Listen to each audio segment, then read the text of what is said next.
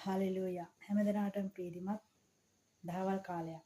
ස්වාමීන් වහන්සේ යහපත් හැම දවසකම ඔයාගේ ජීවිතේ මගේ ජීවිතේ කතා කරමින් ඔයාව මාව ආලෝකයට එහෙම නැත්නම් උන්වහන්සේගේ මහිමයට ඔයාවත් මාව තරන් යන්න.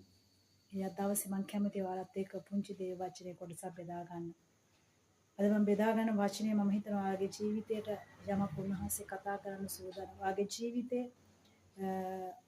ඔයා ඉන්න තැනින් නැගිටින පිණිස, හැරෙන පිණිස, ඔයාගේ ජීවිතය වෙනස් කර ගන්න පිණිස අනිවාර්යෙන් උන්වහන්සේගේ වචනේ ඔයාගේ ජීවිතයට අද මේ දහවල් කාලේ කතා කරන්න සූදානම් සිටිනවා. හලෙලූයා. අමුලින්ම යාඥා කරමු. උන්වහන්සේගේ වචනේ ඔයාගේ ජීවිතයට මගේ ජීවිතයට ගෙන පණිවිඩය මොකද්ද කියලා. සර්ව පරාක්‍රම වූ ජීවමාන දෙවියන් වහන්සේ අද දවසෙත් මේ මොහොත නිසා ස්වාමිනී ඔබගේ නාමයට අනේක වාර ස්තුතියි කියන අතර පියාණන් අසත් දවසේ මේ දහවල් කාලේ ස්වාමිනී අපි මෙනෙහි කරන්න යන්නා ඔබගේ නිර්මල වූ සතිතය වචනය ගැන ස්තුතිවන්ත වෙනවා. ඒ වචනය තුලින් ස්වාමින් වහන්සේ මානව මා තුලින් ඔබ වහන්සේම කතා කරන්න. මේ වචනේ අසන්නා සෙනගට ඔබ වහන්සේ ආශිර්වාදයක් කරන ඔවුන්ගේ ජීවිතවල හැරවුම් ලක්ෂයක් බඩපත් කරන්න.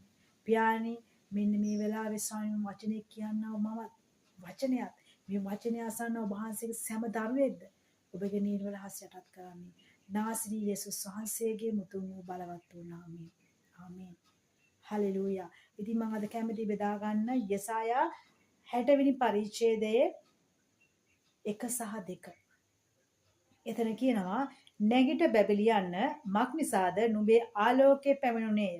ස්වාමින් වහන්සේගේ තේජසද නුඹ කෙරෙහි උදා විය. එසේය පොළොව අන්ධකාරයෙන්ද ජනයෝ තද අන්ධකාරයෙන්ද වසනු ලබන්නෝය. නුමුත් නුඹ කෙරෙහි ස්වාමින් වහන්සේ උදාවනසේක උන්වහන්සේගේ තේජසද නුඹ කෙරෙහි පෙනෙන්නේය. හලෙලූයා. අද දවසේ උන්වහන්සේ ඔයාලට කතා කරනවා ස්වාමින් වහන්සේ මොකද්ද? ඔයාගේ ජීවිතේ දැන් ඔයා ඉන්න යම් ස්වභාවයක් වේද? ඒ ස්වභාවය තුළ ඔයාගේ ජීවිතේ පරාජිත ස්වභාවයක් වෙන්න පුළුවන්. එහෙම නැත්නම් අසරණකමක් වෙන්න පුළුවන්, දියුදුකමක් වෙන්න පුළුවන්. එහෙම නැත්නම් යම්කිසි රෝගයක ඔයා ඉර වෙලා ඒ රෝගයෙන් පීඩා විඳින්මින් ඉන්න චරිතයක් වෙන්න පුළුවන්. නමුත් ස්වාමින් වහන්සේ මේ දහවල් කාලේ කියන මගේ සහෝදරයා සහෝදරිය නැගිට බැබලියන්න මක් නිසාද නුඹේ ආලෝකයේ පැමිණුනේය. ස්වාමින් වහන්සේගේ තේජසද නුඹ කෙරෙහි උදා විය. ඔයා කිතුණුවෙක් වෙන්නම අවශ්‍ය නැහැ. සමහරලාට හිතනවා ඇති අයියෝ මම ක්‍රිස්තියානි කාර්යයක් නෙවෙයිනේ කියලා නැහැ. යේසුස් වහන්සේ ඇවිල්ලා ආගමක් නෙවෙයි.